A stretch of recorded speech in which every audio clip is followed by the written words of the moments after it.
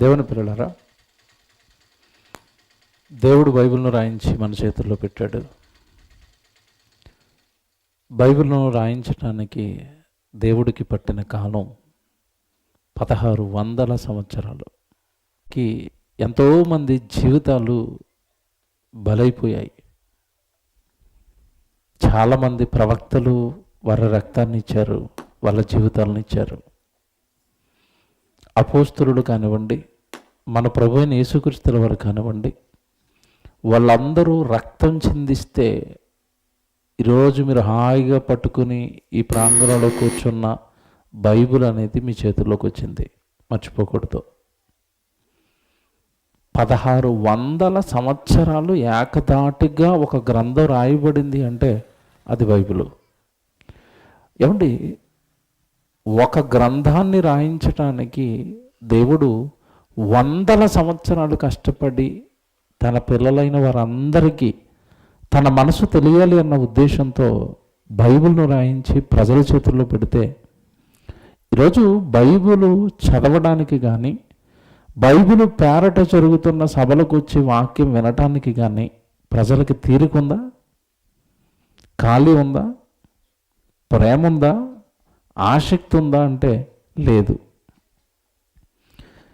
ఈరోజు 150 రూపాయలకో 200కో బైబిలు దొరుకుతుంది కదా అని బైబిల్ యొక్క ఖ్యాతి, బైబిల్ యొక్క విలువ బైబిల్ పట్టుకున్న వారికి అర్థమవటం లేదు.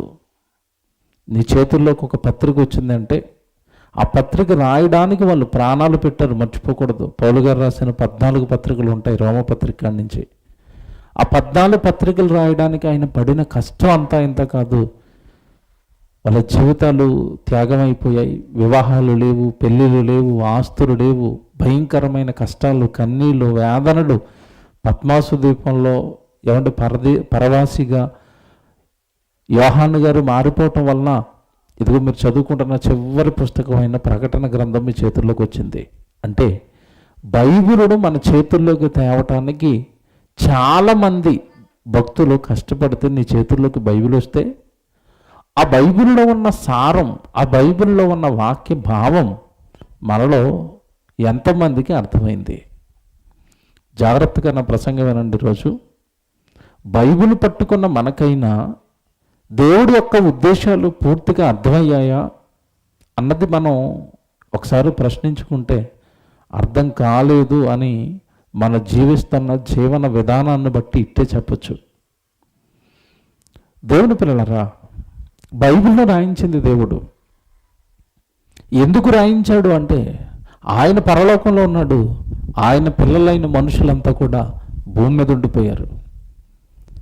తనకన్నా తన పిల్లలు ఎలా మాట్లాడాలి, ఏం చెయ్యాలి, ఎలా బ్రతకాలి, భూమి మీద ఎలా జీవించాలి, ఎలా జీవిస్తే మరణం తర్వాత ఏ లోకం నుండి అయితే బయలుదేరి లోకానికి వచ్చారో ఆ లోకానికి మరలా తిరిగి వెళ్ళిపోతారో ఈ విషయాలన్నీ చక్కగా పొందుపరిచిన గ్రంథమే బైబిలు. ఒక రకంగా మీకు అర్థమయ్యేటట్టుగా చెప్పాలి అంటే మనిషి యొక్క బ్రతుకు పుస్తకం బైబిలు. కానీ దీనికి మత పుస్తకం అన్న ముద్ర వేయటం వలన చాలామంది ఇందులో ఉన్న అత్యున్నతమైన జ్ఞానాన్ని మిస్ అయిపోయారు. ఈరోజంటే నిజంగా దేవుడు మీతో మాట్లాడబోయే సంగతులు చాలా విలువైనవి. దేవుడు భూమి మీద మనుషుల్ని కావాలనుకున్నప్పుడు జగత్తు పునాది వేయబడక మునిపే మనం కావాలని కోరుకుని ఈ జగత్తును కట్టాడు. పైన సూర్యుడా, కనబడుతున్న ఆకాశంలో ఉన్న ప్రతి వస్తువు, భూమి మీద ఉన్న మీకు కనబడుతున్న ఈ సృష్టి, జంతువుల, పక్షుల, మనం తింటున్న ఆహారమా, అనుభవిస్తున్న పంచభూతాల, ఇవన్నీ కూడా నుండి భూమి మీదకి. యెషయా గ్రంథం 43వ అధ్యాయము 7వ వచనం తీయండి. యెషయా గ్రంథం 43వ అధ్యాయము 7వ వచనం.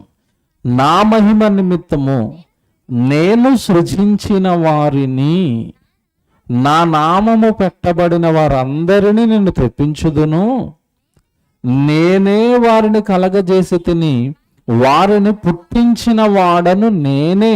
చూడండి అక్కడ ఎలాగుందో, వారిని పుట్టించిన వాడను నేనే, భూమి మీద ఉన్న మనుషులను పుట్టించిన వాడను నేనే. అంటే పరలోకంలో ఉన్న దేవుడు భూమి మీద ఉన్న మనుషులను పుట్టిస్తున్నాడు. మర్చిపోకూడదు. మీకు మాట్లాడినా దేవుడే మనల్ని పుట్టించాడు అని ఈజీగా మీకు అర్థమైపోయేట్టుగా చేస్తాను ఇప్పుడు నేను. ఏమండి ఈ గ్రామం పేరేంటి చెప్పండి? ఏం పేరండి? వేటలంక, పెరాట్లంకట. ఈ గ్రామంలో పుట్టిన వాళ్ళు ఉన్నారు కదండి, ఈ పెరాట్లంక గ్రామంలో పుట్టిన వాళ్ళు ఉంటారు కదా. ఈ గ్రామంలో పుట్టిన వాళ్ళు ఎవరైనా కూడా జాగ్రత్తగా నా ప్రశ్న అర్థం చేసుకోండి. నేను ఈ పెరాట్లంక గ్రామంలో పుట్టాలని మీరేమైనా డిసైడ్ చేసుకుంటే ఈ గ్రామంలో పుట్టారా? బాగా ఆలోచించి చెప్పండి. లేదు. రేపల్లిలో పుట్టిన వాళ్ళు ఉంటారు కదా, నేను రేపల్లిలో నేను పుట్టాలని మీరు డిసైడ్ చేసుకున్నారా? లేదు. భారతదేశంలో మనం అందరం పుట్టాలి అని మనం అనుకుంటే భారతదేశంలో పుట్టామా?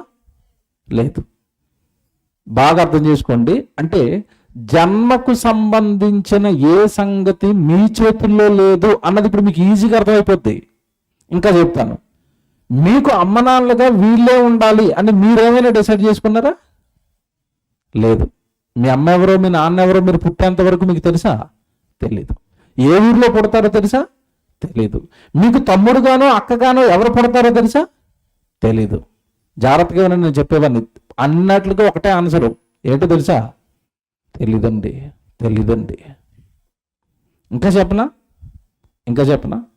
ఆడపిల్లగా పుట్టాలా మగవాడిగా పుట్టాలా మీరు నిర్ణయించుకున్నారా? లేదండి. అంటే ఏమి మీ చేతుల్లో లేదా? మీ జన్మకు సంబంధించి ఏమీ లేదు. ఇంకా చెప్పనా? మీరు ఎంతకాలం భూమి మీద బ్రతకాలో మీరేమైనా డిసైడ్ చేసుకున్నారా? అది కూడా తెలీదు. ఎప్పుడు పోతామో తెలీదు. అంతే కదండి. అంటే పుట్టుక మన చేతుల్లోనూ లేదు, చావు మన చేతుల్లో లేదు, ఏ ఊర్లో పుడతామో మనకి తెలియదు, అమ్మనాన్నగా ఎవరు ఉంటారో తెలియదు, ఏ భాష మాట్లాడే ప్రాంతంలో పుడతామో తెలియదు, ఏ ఊర్లో పుడతామో తెలియదు, నల్లగా పుడతామో తెలియదు, తెల్లగా పుడతామో తెలియదు, పొట్టుగా పుడతామో తెలియదు, పొడుగ్గా పుడతామో తెలియదు. అవును కదా? ఇవేమి నీవు కానప్పుడు మిమ్మల్ని ఎవరు కలిగించారు చెప్పండి? ఇలాగా దేవుడే. ఇప్పుడు చదవండి వచనం, ఎంత బాగుంటుంది అది. యెషయా గ్రంథం 43వ అధ్యాయము 7వ వచనం. నా మహిమ నిమిత్తము నేను సృజించిన వారిని, నా నామము పెట్టబడిన వారందరినీ తెప్పించుము, నేనే వారిని కలగజేసి తిని. అది పుట్టించిన వాడను నేను, ఆ గ్రామంలో నిన్ను పుట్టించిన వాడను నేను, అమ్మనాన్నలుగా వాళ్ళని నీకు ఇచ్చింది నేను, చెల్లిగా తమ్ముడుగా అన్నగా నీకు వాళ్ళని అనుగ్రహించింది నేను, మీ కుటుంబంలో నిన్ను నిలువబెట్టింది నేను, మీ కుటుంబాన్ని కట్టింది నేను. అంటే మానవ జన్మకు సంబంధించిన ఏ సంగతి మన చేతుల్లో లేనప్పుడు, మన జన్మ దేవుడి వలన కలిగినప్పుడు, మనల్ని దేవుడే సృజించినప్పుడు, నిజంగా ప్రశ్న అడుగుతానండి ఇప్పుడు మిమ్మల్ని. దేవుడు మిమ్మల్ని పుట్టించినప్పుడు మీరు ఎవరి కోసం బ్రతకాలి? కదా, భలే చెప్పారండి ఆన్సరు.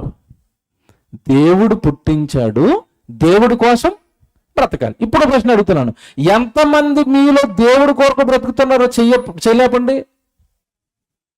ఒక్క చేయలేకలేదండి, ఎవరిలో 1 2. ఇప్పుడు వాళ్ళకో ప్రశ్న వేస్తాను లేపిన వాళ్ళకి. దేవుడి కోసం బ్రతకటం అంటే మీరు ఏం చేస్తున్నారు?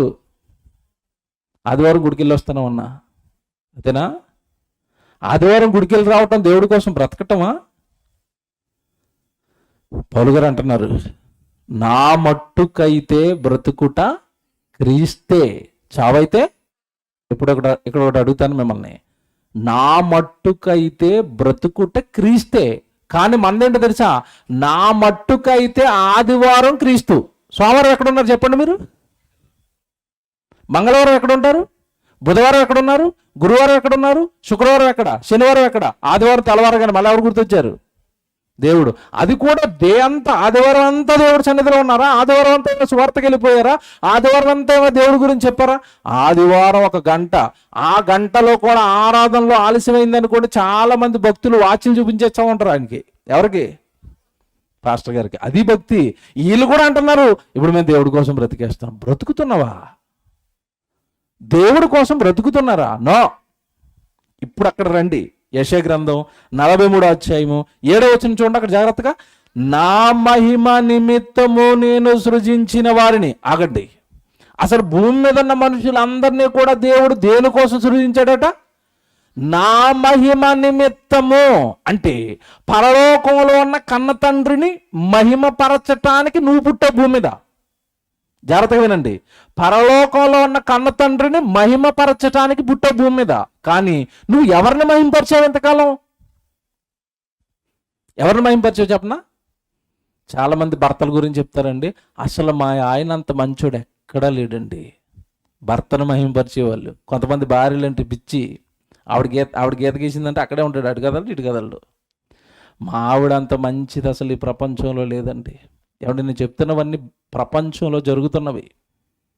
పతియే ప్రత్యక్ష దైవం అట. అంటే ప్రతి అంటే ఏంటి? ఏమంటే భర్త దేవుడైపోయాడా? పతియే ప్రత్యక్ష దైవం. అంటే ఇక్కడ ఒక భర్త దేవుడయ్యాడు, భార్య దేవుడైంది. ఇంకా మీరు లోపలికి వెళ్ళారనుకోండి, ఎవడు రాజకీయ నాయకులు ఏదైనా కొంచెం మంచి చేశారనుకోండి, వాళ్ళని కూడా ఏమంటున్నారు? దేవుడండి. సచిన్ టెండూల్కర్ని అంటారండి, క్రికెట్ ప్రపంచంలో క్రికెట్ గట్ట దేవుడట.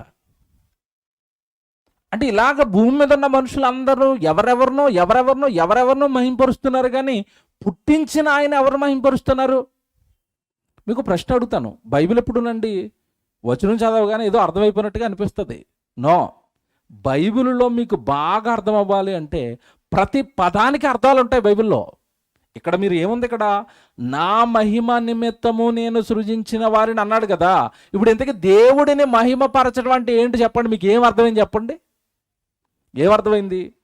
చాలామంది ఏమనుకుంటారంటే దేవుడిని మహిమపరచడం అంటే గుళ్ళో కూర్చొని దేవాస్తుతి ఇది మహిమ అనుకుంటున్నారు.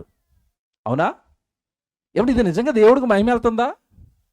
ఇంకా కొంతమంది దేవుడు పరిశుద్ధుడు.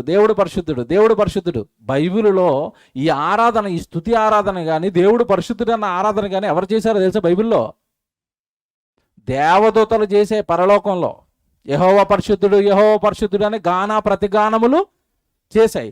ఇప్పుడు అదే ఆరాధన మన నుంచి కోరుకుంటున్నాడు అంటే అది దేవదూత ఆరాధనను పేరు పెట్టి ఇప్పుడు క్రైస్తవులు తన పిల్లలు చేయవలసిన ఆరాధన అది కాదు. చెప్తాను ఇప్పుడు బైబిల్లో, మీరు నన్ను మహిమపరచడానికి పుట్టారు కదా, నన్ను మహిమపరచడానికి నేను పుట్టించుకున్నాను కదా. నన్ను మహిమపరచటం అంటే ఏంటో తెలుసా? ఒక్కసారి బైబిల్ తీయండి, యోహాను సువార్త 17వ అధ్యాయము 4వ వచనం. మహిమపరచటం అంటే అర్థం తెలియాలి కదా. దేవుడికంటే ఎలాగండి మహిమ వస్తుంది? దేవుడు ఎప్పుడండి మహిమపరచబడతాడు? జాగ్రత్త చూడండి అక్కడ. ఇది యేసుప్రభు చెప్తున్న మాట. ఇది యేసుప్రభు చేసిన ప్రార్థన. ఏమని ప్రార్థన చేస్తున్నాడు యేసుప్రభు? చేయుటకు నీవు నాకు ఇచ్చిన పని నేను సంపూర్ణముగా నెరవేర్చి భూమి మీద నిన్ను మహిమపరచితిని. ఆగండి, వచ్చిందా మహిమ? వచ్చింది. ఏమని వచ్చింది చెప్పండి అక్కడ? నేను సంపూర్ణంగా భూమి మీద నీ కోసం పనిచేసి నీవు నాకు అప్పగించిన పని నేను సంపూర్ణముగా నెరవేర్చి భూమి మీద నిన్ను మహిమపరిచాను. ఆగాలి. మనకి ఏం చెప్పాలనుకున్నా కూడా ఎవరు చెప్పాలో తెలుసండి? యేసుప్రభు చెప్పాలి. ఇప్పుడు యేసుప్రభు అంటున్నాడు, పరలోకంలో ఉన్న మీ నాన్నకు మహిమ రావాలి అంటే భూమి మీద మీరు ఏం చేయాలంటే ఇప్పుడు పని చేయండి. ఇంతకీ ఏ పని? మనుషులు పెట్టుకున్నారు కదా కోటి విద్యలు. దేనికోసం? పరలోకం కోసమా? ప్రభు కోసమా? నో, కోటి విద్యలట. దేనికోసం? కూటి కోసం. కూటి దేనికి? ఇంతకీ పొట్టకి. పొట్ట ఎంత ఉంటుంది? మీరు ఎటుకోవాలంటే జానే ఉంటుంది. పొడవు ఈ పొడవు వెడల్పు 2 ఎటుకోల్సిన జానే. ఈ జానెడు పొట్టకట ఎన్ని విద్యలట? కోటి విద్యలు. పరలోకానికి ఒక్క విద్య ఉందా? లేదు. అంటే జానెడు పొట్టను నింపుకోవడానికే కోటి విద్యలు పనులు కనిపెట్టారు. యేసుప్రభు అంటున్నాడు, నీ వలన దేవుడికి మహిమ రావాలి అన్నా, నీకు పరలోకం రావాలి అన్నా, చేయుటకు నీవు నాకు అప్పగించిన పని భూమి మీద నేను సంపూర్ణముగా నెరవేర్చి నిన్నేం చేశాను? మహిమపరిచాను. యేసుప్రభు ఇలా మాట్లాడుతున్నాడు ఏంటి అంటే, పని చేస్తే దేవుడికి మహిమ వస్తుందా? ఇందుకు ఏ పని చేశాడు యేసుప్రభు? మీరు చెప్పండి, ఏ పని చేశాడు? డాక్టర్ గారా, యాక్టర్ గానా, లాయర్ గానా? అసలు ఏం పని చేశాడు చెప్పండి? భూమి మీద యేసుప్రభు ఏం పని చేశాడు? 30వ ఏట వరకు బాగా బైబిల్ నేర్చుకున్నాడు. 12వ ఏట నుంచే బైబిల్లో ఉన్న ప్రశ్నలు వేయడం ప్రారంభించాడు సమాజానికి. 30 ఏట బాప్తిసం తీసుకున్నాడు. ఇక సమాజంలోకి వెళ్ళిపోయాడు. గ్రామాన్న తిరిగి పరలోకంలో ఉన్న కన్న తండ్రి గురించి ప్రకటించుకుంటూ వెళ్ళిపోయాడు.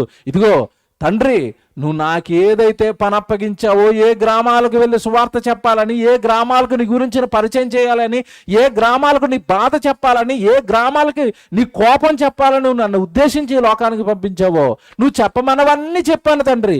ఇక మిగిలింది ఒకటే, శిలువ యాగం. దాని కొరకు సిద్ధమవుతున్నాను. చేయుటకు నువ్వు నాకు ఇచ్చిన పని నేను భూమి మీద సంపూర్ణంగా చేశాను. దీని వలన నీకేమొచ్చింది అన్నాడు? మహిమ. మనం ఏం చేసాం మహిమ రావడానికి? 4 గోడల మధ్య కొంతమంది, ఏమంటే గదిలోనే కొంతమంది స్తుతి స్తుతి స్తుతి. ఇది ఎలాగుంటుంది తెలుసండి? మీ నాన్న మంచోడు, మీ నాన్న అనగానే మీ శరీర సంబంధమైన తండ్రి ఏదో కొనిచ్చాడు, సైకిల్ కొనిచ్చాడు, లేదంటే ఏదో మీకు బంగారం కొనిచ్చాడు, మంచి పని చేశాడు, మిమ్మల్ని బాగా ప్రేమించి ఏదో చేశాడు. కుర్చీలో కూర్చో నాన్నని కుర్చీలో కూర్చోబెట్టి కాళ్ళ దగ్గర కూర్చొని, నాన్న నువ్వు మంచోడివి, నాన్న నువ్వు మంచోడివి, నాన్న మీ నాన్న దగ్గరే కాళ్ళ దగ్గర కూర్చొని అనండి. ఒకసారి వింటాడు, బాగుంది. రెండోసారి వింటాడు, బాగుంది. నాన్న నువ్వు సూపరు, నాన్న నువ్వు సూపరు అనండి. మూడోసారి వింటాడు. 4వసారి అతనికి ఏమేస్తా చెప్పండి? దన్నవరా నీకు, వినలేకపోతున్నాను, చెవుల్లోంచి రక్తం వస్తుంది. నేను ఒక మాట అడిగినా, మీ నాన్న మంచోడైతే మీ నాన్న మంచోడని మీ నాన్నకి చెప్పటం కాదు, మీ నాన్న గొప్పతనం ఎవరికి చెప్పాలి?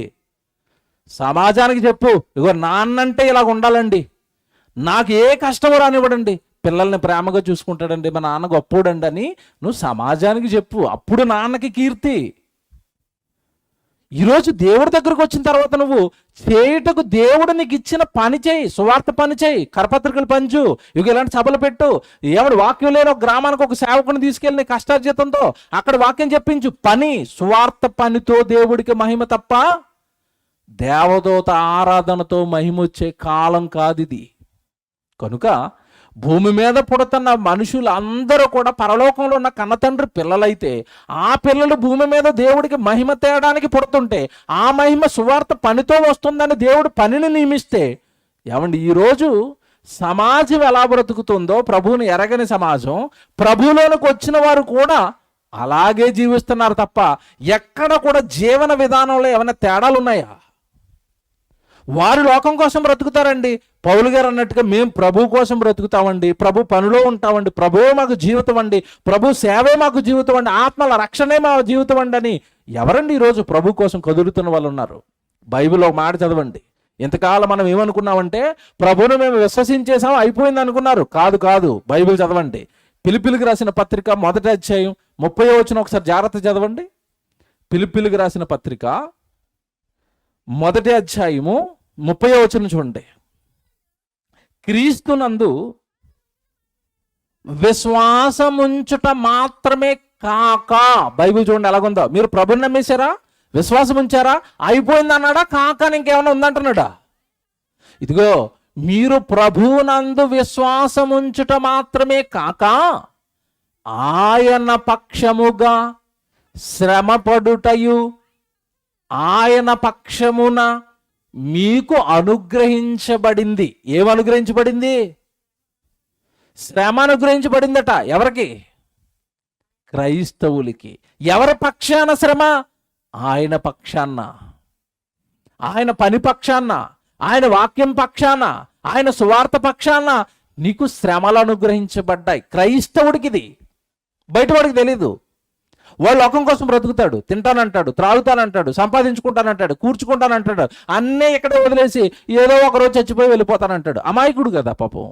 ప్రభు తెలియదు కదా, బ్రతుకు దేవుడు ఇచ్చాడని తెలియదు కదా, ఈ విశ్వం దేవుడిదని తెలియదు కదా, దేవుడు పుట్టిస్తే భూమి మీద పుట్టాడని తెలియదు కదా, తిరిగి మరలా చనిపోయిన తర్వాత దేవుడి దగ్గరికే వెళ్ళాలని తెలియదు కదా. ఇవన్నీ తెలియని వాడు లోకం కోసం బ్రతుకుతాడు. ప్రభువులోనికి వచ్చిన నువ్వట, ప్రభు పక్షాన నీకు ఏమనుగ్రహించబడ్డాయట? శ్రమలు అనుగ్రహించబడ్డాయి. సువార్త పక్షాన శ్రమలు నీకు అనుగ్రహించబడ్డాయి. ఎందుకండి శ్రమలు నాకు? ఎందుకండి శ్రమలు పడాలి? ఎందుకండి కష్టపడాలి? ఎందుకండి మేము ఇలా పరుగెత్తాలి? ఎందుకంటే గ్రామ గ్రామాన సువార్త పట్టుకుని వెళ్ళాలి? ఎందుకంటే ఈ కార్యక్రమాలు పెట్టాలి? ఎందుకంటే మండు టెండలో అందరూ హాయిగా ఇంట్లో కూర్చుంటుంటే ఇదిగో ఈ సభలు పెట్టడానికి మైకులు కట్టి, ఇగో కర్రలు పాతి, లైట్లు కట్టి, సౌండ్ పెట్టి, స్టేజ్లు వేసి మీరు వస్తారని మీ అందరికి భోజనాలు వండి ఎందుకండి ఇంత కష్టపడాలి? ఎందుకండి నేను శ్రమలు పడాలి అంటే, ఇప్పుడు బైబిల్ చూడండి జాగ్రత్తగా. అపోస్తలుల కార్యాలు 14వ అధ్యాయము 22వ వచనం జాగ్రత్తగా చూసుకోండి. అపోస్తలుల కార్యాలు 14వ అధ్యాయము 22వ వచనం చూసుకోండి జాగ్రత్తగా. ఏమంటే పౌలు గారిని ఒక ప్రాంతంలో సువార్తకి వెళితే శుభ్రం కొట్టేశారండి. ఇక కొన ప్రాణంతో ఉన్నాడు, చచ్చిపోయాడు అనుకుని కుక్కని ఈడ్చుకుని వెళ్ళిపోయి బయట ఆడేశారండి సువార్తకి వెళ్ళినందుకు. అక్కడ అప్పటికే కొంతమంది శిష్యులను తయారు చేసుకున్నాడు. వాళ్ళ విశ్వాసం ఎక్కడ దెబ్బతింటుందోనని వాళ్ళ దగ్గరకు వచ్చి మరలా ఏమంటున్నాడు చూడండి అక్కడ, శిష్యుల మనస్సులను దృఢపరిచి విశ్వాసమందు, ఇదిగో నన్ను కొట్టేశారు కదా, క్రైస్తవ్యం అనగానే శ్రమలని, క్రైస్తవ్యం అనగానే ఇబ్బందులని, క్రైస్తవ్యం అనగానే శోధనలు అనుకుని మీరెక్కడైనా మీ విశ్వాసంలోంచి మీరు పడిపోతారేమో, కనుక మీరు విశ్వాసమునందు నిలకడగా ఉండవలెనని అనేక శ్రమలు, మీరు అక్కడ చూసుకుంటే బైబిల్ అలాగే ఉంటది, అనేక శ్రమలను అనుభవించి మనము దేవుని రాజ్యములోనికి ప్రవేశింపవలెను. జాగ్రత్తగా వినండి. దేవుడి రాజ్యానికి వెళ్ళాలి అంటే భూమి మీద మనం ఏం చేయాలట? అనేక శ్రమలు అనుభవించి పరలోకానికి వెళ్ళాలి. ఇది దేవుడు బైబిల్లో చేసిన చట్టం. బైబిల్ అనగానే ఏంటనుకుంటున్నారు? క్రైస్తవులకి ఇది రాజ్యాంగం. నీకు నచ్చినా నచ్చకపోయినా బైబిల్లో ఉన్నదే నీ జీవితంలో జరగాలి. చాలామందికి అండి శ్రమలన్నా, పనన్నా, కష్టమన్నా ఇవేవి ఇష్టం ఉండవండి. ఏం కావాలి చెప్పండి? ఇప్పుడు మన వారికి ఏం కావాలి? హ్యాపీగా దేవుడు నిన్ను దీవిస్తాడు, దేవుడు నిన్ను కాపాడుతాడు, దేవుడు నిన్ను రక్షిస్తాడు. ఎప్పుడు కూడా ఏమండి వినడానికి చెవులకి ఎలాగుంటుందంటే, స్కూల్లో మాస్టర్ ఉంటాడండి, మాస్టరు వర్క్ చేసినోడిని మెచ్చుకుంటాడు, హోంవర్క్ చేసినోడిని. హోంవర్క్ చేయనోడిని ఏం చేస్తాడు చెప్పండి? శిక్ష వేస్తాడు, తిడతాడు, కొడతాడు. ఇది మీకు అర్థమైంది. ఇంట్లో అమ్మ ఉంది, నాన్న ఉన్నాడు. మనం ఏమైనా తప్పు చేసామనుకోండి, ఎప్పుడు నువ్వు సూపర్ రా, నువ్వు అలాగే ఉండరా అంటాడా? తిడతాడు, కొడతాడా? తిడతాడు. ఇక్కడ గురువు కొడుతున్నాడు, ఇక్కడేమో ఇంట్లో అమ్మ నాన్నలు కొడుతున్నారు, తిడుతున్నారు తప్పు చేస్తున్నప్పుడు. దేవుడు అని ఆయన ఏమండా? నాకు చెప్పండి.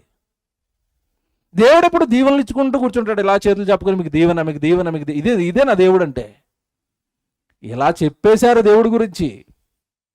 దేవుడు అనగానే కేవలం దీవించేవాడే, కేవలం ఆశీర్వదించేవాడే, కేవలం అనారోగ్యాలు పోగొట్టేవాడే. డ్యూటీ వేసారు ఆయనకి, నువ్వు ఈ పనులు చేస్తూ ఉన్నాయి అని. ఆయన ఎవరో అర్థం చేసుకోలేదు. ఆయన ఏం చెప్పాడో బైబిల్లో నేర్చుకోలేదు. ఆయనకు మనుషులు డ్యూటీ వేశారు. నువ్వు ఆశీర్వాదాలు ఇస్తా ఉండు, నీ డ్యూటీ అదే. మాకు అనారోగ్యాలు వచ్చినప్పుడు బాగు చేస్తూ ఉండు, మాకు ఆరోగ్యంగా ఉన్నప్పుడు మాత్రం మేము ఊరు పడి తిరుగుతాం. మాకు అనారోగ్యం వచ్చినప్పుడు నువ్వు వచ్చి మమ్మల్ని మళ్ళీ బాగు చేసాయి. మళ్ళీ వెళ్ళిపోవాలి కదా ఎక్కడికి? లోకంలోకి పాపం చేయడానికి. ఎంత తప్పుడు ప్రార్థనలు అండి ఇవి. మీరు జాగ్రత్తగా వినండి. పరలోకంలో ఉన్న దేవుడి మహిమ కోసం పుట్టి మీరు దేవుడు పని చేస్తే మహిమ అన్నప్పుడు, ఆ పనిలో శ్రమలు వస్తే, ఆ శ్రమలు నువ్వు అనుభవిస్తే నువ్వు పరలోకానికి వెళ్తావు. ఇది బైబిల్, నేను చెప్పడం లేదు, నేను కొత్తగా రాసుకురాలేదు. మీ బైబిల్లో ఉన్నాయి ఈ వచనాలన్నీ. మనము అనేక శ్రమలు అనుభవించి ఎక్కడికి వెళ్ళాలట? దేవుని రాజ్యానికి వెళ్ళాలి. ప్రకటన గ్రంథం రాశాడు కదా, చివరి ప్రకటన గ్రంథం.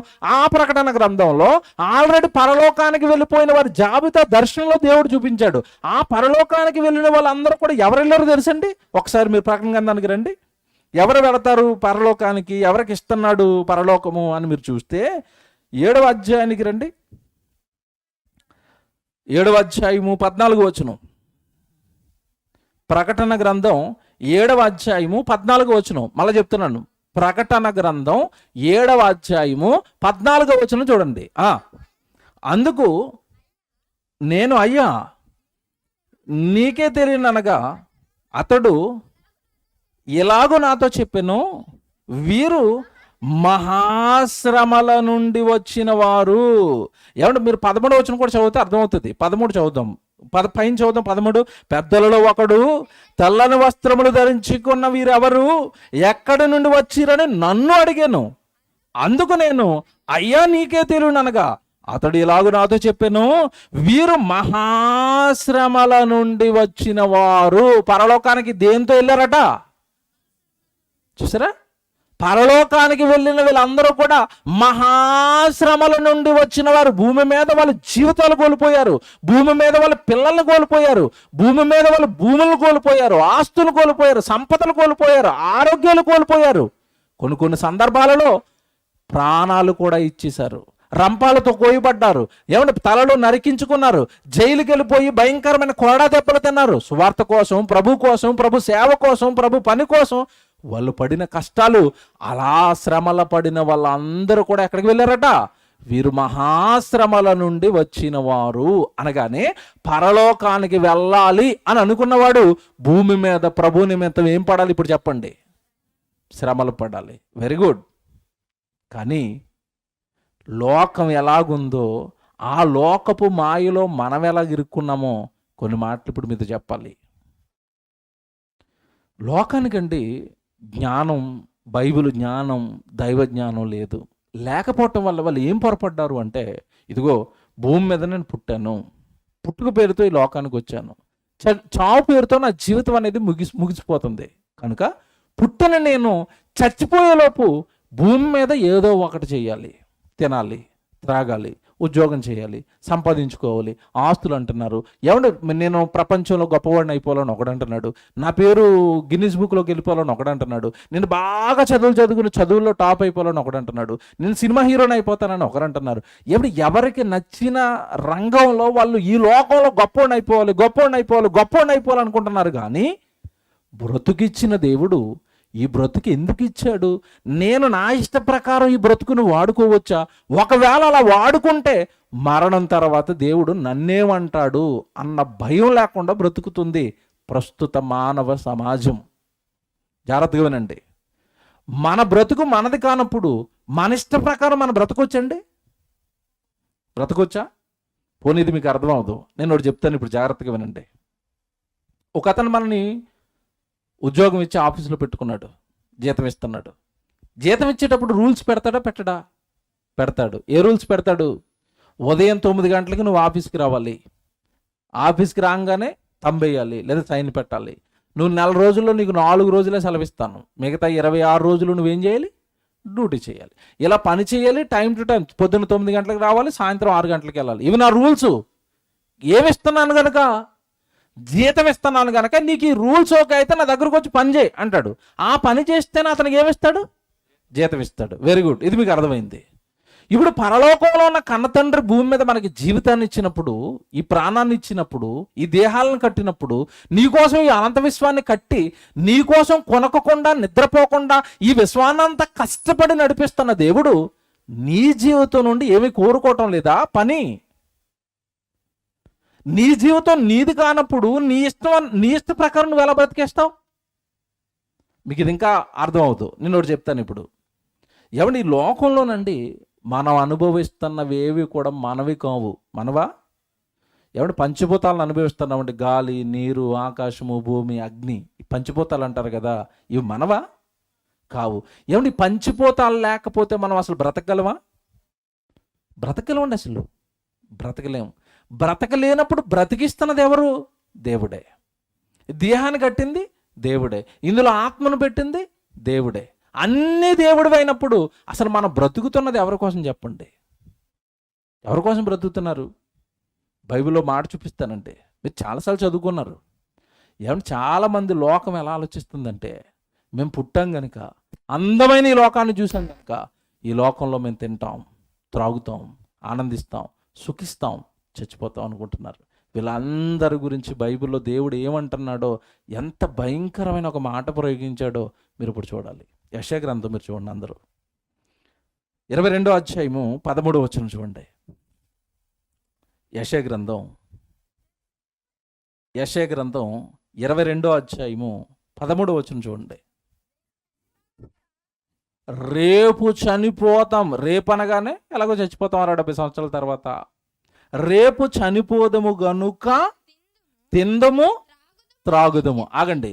చచ్చిపోతాం గనక ఏం చేయాలట? తిందాం, త్రాగుదాం. తిండిలో కూడా ఎలాంటి తిండి తినాలనుకుంటున్నాడు చెప్తాడు చూడండి. ఇప్పుడు కిందకి వెళ్ళేసరికి అని చెప్పి, తిందము త్రాగుదమని చెప్పి, ఎడ్లను వధించుచు, గొర్రెలను కోయుచు, మాంసము తినుచు, ద్రాక్షారసము త్రాగుచు మీరు సంతోషించి ఉత్సహించుదురు. చూసారా, చనిపోతాం గనక తినాలి, త్రాగాలి. తిండిలో కూడా ఎలాంటివి తినాలట? మాంసం తిందాం, ద్రాక్షారసం త్రాగుదాం. అంటే ఓ పక్క తిండి, ఓ పక్క త్రాగుడు. తిందాం, త్రాగుదాం, తిందాం, త్రాగుదాం. ఇంకా ఇంకా ఎంజాయ్ చేయాలనిపించింది అనుకోండి, ఏమంటే వ్యభిచారానికి వెళ్ళిపోదాం, జోదానికి వెళ్ళిపోదాం, ఏమంటే సిగరెట్లకు వెళ్ళిపోదాం, మత్తు పదార్థాలకు వెళ్ళిపోదాం. తిందాం, త్రాగుదాం, అనుభవిద్దాం, సుఖిద్దాం, అంతే. ఎందుకు ఇదంతా సుఖించాలి అంటే రేపు ఎలాగో మనకేమొస్తుంది? చావు వస్తుంది కదా. ఎవరినైనానండి, యవ్వన కాలంలో ఉన్న పిల్లల్ని, ఒరే ప్రభు దగ్గరికి రారా, దేవుళ్ళు కూర్చోరా, వాక్యం నేర్చుకోరా, చక్కగా దేవుడి సన్నిధిలో పని చేయరా అంటే ఏమంటాడు తెలుసండి? యవ్వన పిల్లలు ఏమంటారు? అసలు ఎవరికి చెప్తున్నారు ఇవన్నీ మీరు? నేను ఎవరిని ఇప్పుడు? యవ్వనుడిని. యవ్వనుడు ఏం చేయాలి? ఏం చేయాలి? సుఖపడే కాలం ఇది, లోకంలో ఎంజాయ్ చేసే కాలం ఇది. ఏం చేస్తాడట?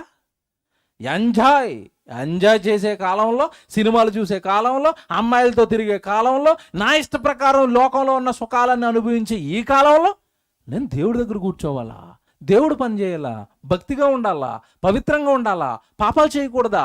ఇది మనకు సెట్ అవుదండి. ఇదన్నీ మీరు ఎవరికి చెప్పాలి? అంతా అయిపోయిన తర్వాత కదలలేని వృద్ధులు ఉంటారు కదా, వృద్ధాప్యంలోకి వచ్చేసిన వాళ్ళకి, వాళ్ళకి చెప్పండి, వాళ్ళు వింటారు ఇవన్నీ అంటాడు. అంటే మెంటల్గా మనిషి ఏం ఫిక్స్ అయ్యాడు అంటే, పుట్టాం గనుక ఈ లోకాన్ని చచ్చిపోయేలోపు ఏం చేయాలి? అనుభవించేయాలి. ఇదే కదా ఇప్పుడు చెప్పాడు. ఇదే మాటను పౌలు గారు ఎత్తుకుని ఇలాంటి ఆలోచనలు కలిగిన వాళ్ళందరినీ ఏమంటున్నాడో ఒకసారి మీరు మరల కొత్త నిబంధనలోనికి రండి. కొరింథీయులకు రాసిన మొదటి పత్రిక ఇదే సందర్భాన్ని ఎత్తుకుంటాడు మళ్ళీ పౌలు గారు. కొరింథీయులకు రాసిన మొదటి పత్రిక 15వ అధ్యాయానికి రండి. 15వ అధ్యాయము 31వ వచనానికి రండి. కొరింథీయులకు రాసిన మొదటి పత్రిక 15వ అధ్యాయము 31వ వచనం. సహోదరులారా, మన ప్రభు అయిన యేసుక్రీస్తునందు మిమ్మును గూర్చిన నాకు కలిగి ఉన్న అతిశయము తోడు నేను దినదినము చనిపోచున్నానని చెప్పుదును. మనుష్య రీతిగా నేను ఎఫెసులో మృగములతో పోరాడిన ఎడల నాకు లాభమేమి? మృతులు లేపబడని ఎడల రేపు చనిపోదము గనుక తిందము త్రాగుదము. ఎలా చెప్పాడు చూడండి. రేపు ఎలాగో చచ్చిపోదాం గనక తిందము త్రాగుదమని ఎవడనుకుంటాడు అంటే, మృతులు లేపబడనియలడా. చచ్చిపోయిన తర్వాత బ్రతుకు లేదన్న వాడు తింటానంటాడు, త్రాగుతానంటాడు, సుఖపడతానంటాడు, పాపాలు చేస్తానంటాడు, నేరాలు చేస్తానంటాడు. వాడికి చచ్చిపోయిన తర్వాత బ్రతుకుందని తెలియదు కనుక ఆ పాపపు జీవితాన్ని వాడు జీవిస్తాడు. నీకు అన్నీ తెలుసున్న జ్ఞానివి కదా, యేసుక్రీస్తు నీ కళ్ళ ముందు చనిపోయాడు కదా, మరలా తిరిగి లేచాడు కదా, నన్ను నమ్మిన వాళ్ళందరినీ తిరిగి లేపుతానన్నాడు కదా. అలా నీకు తిరిగి లేవాలన్నప్పుడు నువ్వు పరిశుద్ధంగా ఉండాలి కదా, నువ్వు పవిత్రంగా ఉండాలి కదా, నువ్వు ప్రభు పనిలో ఉండాలి కదా. లోకం ఆలోచిస్తున్నట్టుగా నువ్వెందుకు ఆలోచిస్తున్నావు? అసలు ఇక్కడ చెప్తాడు చూడండి అసలు విషయం. రేపు చనిపోదము గనక తిందము త్రాగుదము మోసపోకుడి. ఇలాగ ఆలోచిస్తున్న వాళ్ళందరూ ఏమైపోయారట? మోసపోయారు. మిమ్మల్ని ఎవడో మోసగించాడు. చచ్చిపోయిన తర్వాత జీవితం ఉందని మీకు చెప్పలేదు. మరణం తర్వాత మీరు తిరిగి లేవాలి అంటే ప్రభు పని చేయాలని మీకు చెప్పలేదు. శ్రమలు పడాలని చెప్పలేదు. సువార్తకి వెళ్ళాలని చెప్పలేదు. ప్రభు గురించి ప్రకటించాలని చెప్పలేదు. ప్రభు గురించి ప్రకటించే వారికి సహకారులుగా ఉండాలి అని దేవుడి పని చెయ్యాలని మీకు చెప్పలేదు. మోసం చేశారు మిమ్మల్ని. మోసపోకుడి అన్నాడు చూడండి అక్కడ. ఏమంటే రేపు తిందము, రేపు చనిపోదము గనక తిందము త్రాగుదము మోసపోకుడి. దుష్ట సాంగత్యము మంచి నడవడిని చెరుపును. కింద అంటున్నాడు, నీతి ప్రవర్తన గలవారే మేల్కొని పాపము చేయకుడి. దేవుని గూర్చిన జ్ఞానము కొందరికి లేదు, మీకు సిగ్గు కలుగుటక ఇట్లు చెప్పుచున్నాను. పాపం చేస్తున్నారంటే ప్రభు పని చేయాల్సిన వాళ్ళు. మీకు మాట్లాడుతానండి ఇక్కడ, నాకు జాగ్రత్తగా మీరు ఆలోచించి ఆన్సర్ చెప్పాలి. నీతి ప్రవర్తన గలవారే మేలుకొనిక పాపము చేయకుడి అన్నాడు కదా. ఏమిటి పత్రిక ఎవరికి రాశాడు చెప్పండి? పత్రిక కొరింథీ పత్రిక అనేసరికి ఎవరికి? క్రైస్తవులకే కదండి. క్రైస్తవులు అనగానే ఎవరు బాప్తీసం తీసుకున్న వాళ్ళు కదా.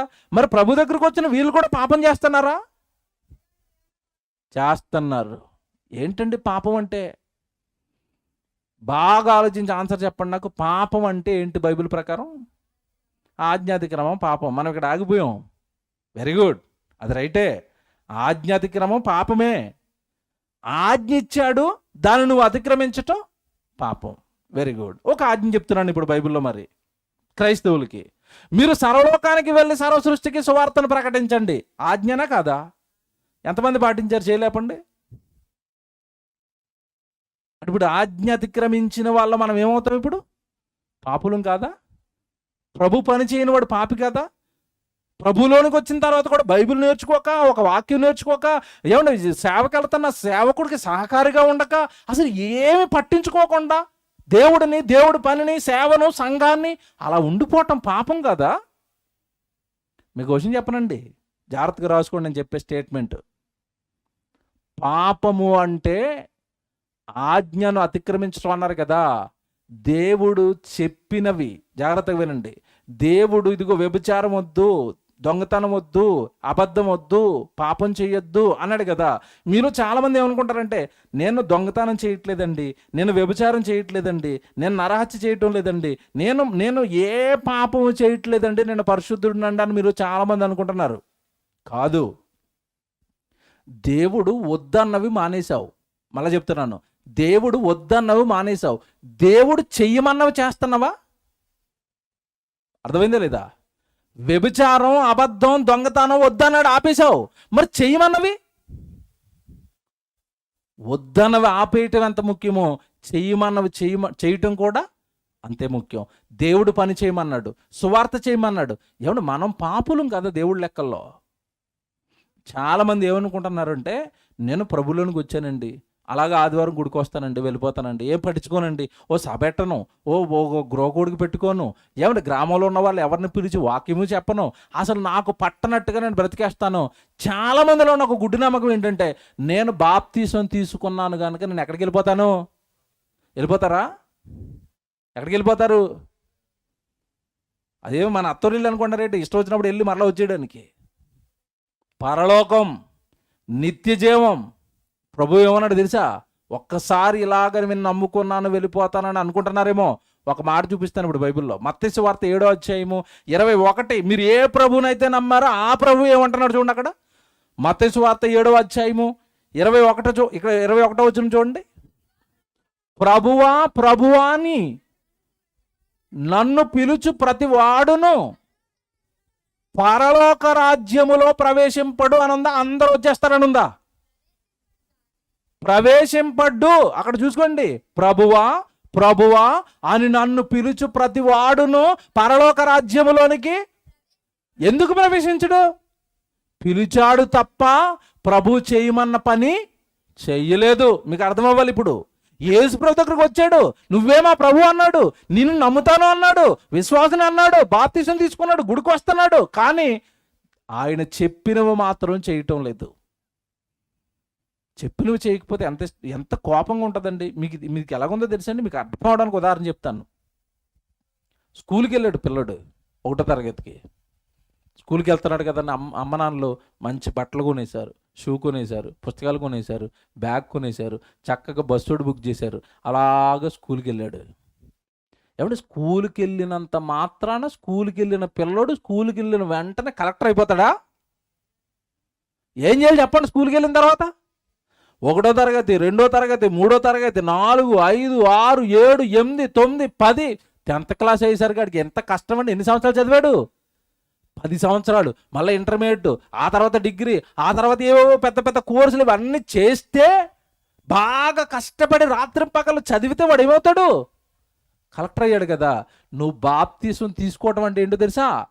జస్ట్ నువ్వు చర్చిలోనికి ఎంటర్ అయ్యావు, సంఘంలోనికి ఎంటర్ అయ్యావు. నీకు అర్థమయ్యే భాషలో చెప్పాలంటే నువ్వు 1వ తరగతి పలకట్టుకుని వచ్చావు. అప్పుడే పలకట్టుకొచ్చు నువ్వు అక్షరాలు నేర్చుకోవాలి కదా, పలకట్టుకొచ్చు నువ్వు తర్వాత పుస్తకాల్లోకి రాయాలి కదా, పలకట్టుకొచ్చు నువ్వు తర్వాత చెప్పాలి కదా, లెక్కలు చెప్పేయాలి కదా, పాఠాలు చెప్పేయాలి కదా, అప్పచెప్పేయాలి కదా, బైబిల్ అంతా నీకు వచ్చేయాలి కదా.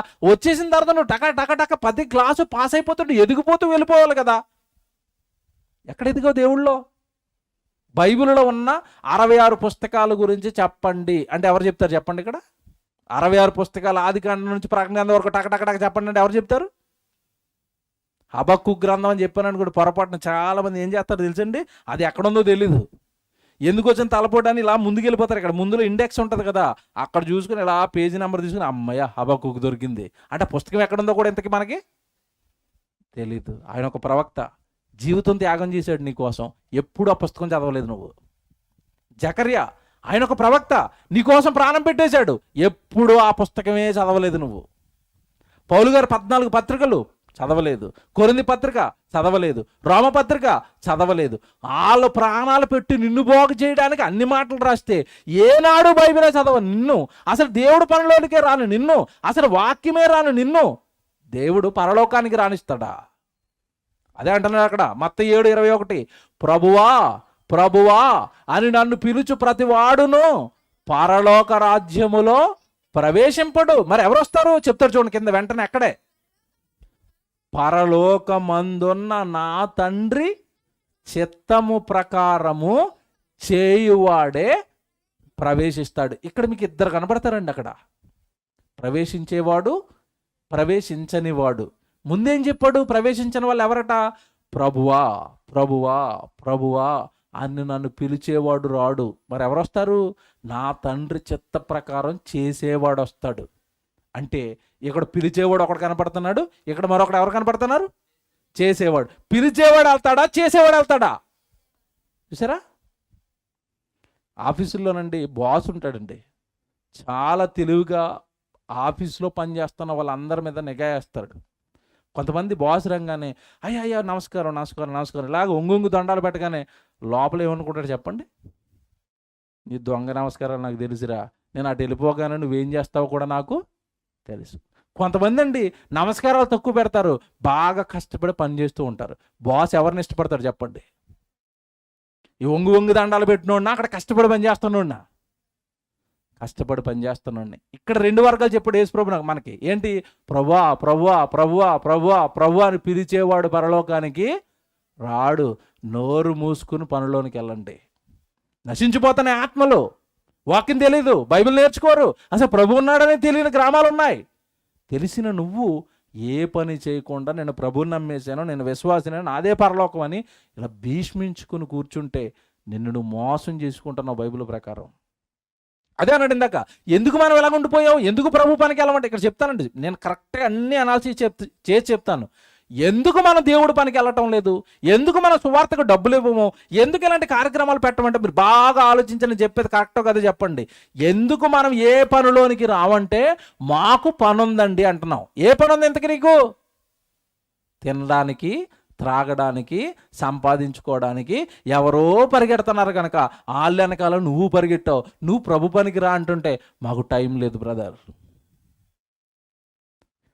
రేపు చనిపోదుము గనక తిందము త్రాగుదము. వెంటనే ఉంది అక్కడ, మోసపోకండి, దుష్ట సాంగత్యము మంచి నడవడిని చెరుపును.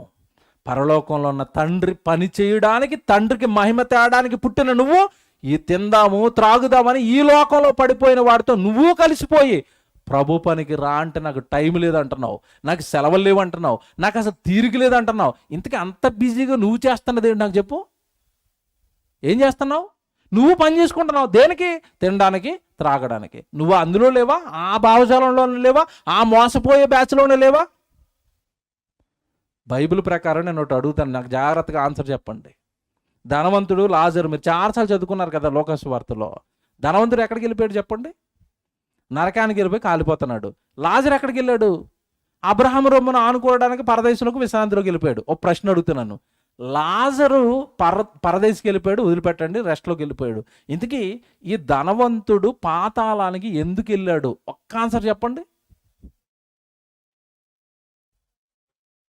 బాగా ఆలోచించుకుని ఆన్సర్ చెప్పండి. చాలా సంవత్సరాలు చదివారు కదా. ధనవంతుడు అసలు పాతాళానికి కాలిపోవడానికి గల కారణం ఏంటి? అతడు చేసిన నేరం ఏంటి, తప్పు ఏంటి చెప్పండి. చదివారు ఎప్పుడన్నా బైబిల్? 16:19లో ధనవంతుడు ఒకడు ఉండెను, ఏం చేస్తున్నాడట? అతడు ఊదా రంగు వస్త్రాలు, సన్నపు నార వస్త్రాలు ధరించుకుని ప్రతిదినము బహుగా సుఖపడ్డావురా, అదే నీ మీద కేసు అన్నాడు అంతే దేవుడు. ఏమర్థమైంది చెప్పండి ఇప్పుడు మీకు? లోకంలో సుఖపడటం కేసే. కష్టపడాలి నువ్వు. 1:30 ఫిలిప్పి, ప్రభువు పక్షాన మీకేం అనుగ్రహించబడ్డాయి? శ్రమలు అనుగ్రహించబడ్డాయి, పని అనుగ్రహించబడింది. పని చేయరా, శ్రమ పడరా, ఆత్మలు రక్షించరా, నన్ను మహిమతారా, నా గురించి చెప్పరా అంటే నువ్వు సుఖపడతానంటున్నావేంటి? పిల్లలు స్కూల్లోకి వెళ్ళినప్పుడు సరిగా చదవక డొమ్మా కొట్టి ఏమంటే సినిమాలకి అలా ఫ్రెండ్స్తో తిరుగుతున్నారు అనుకోండి, తల్లిదండ్రులు ఒక మాట అంటారండి. ఏమంటారు తెలుసా? ఒరే ఇప్పుడు కష్టపడ్డావు అనుకో, తర్వాత ఏమవుతావు? సుఖపడతావు. ఇప్పుడు సుఖపడ్డావు అనుకో, తర్వాత ఏమవుతావు? నీ జీవితం నాశనం అయిపోయి అదిగో రక్ష తొక్కున్నాడు కదా అంకులు, అలాగే రక్ష తొక్కుంటావురా.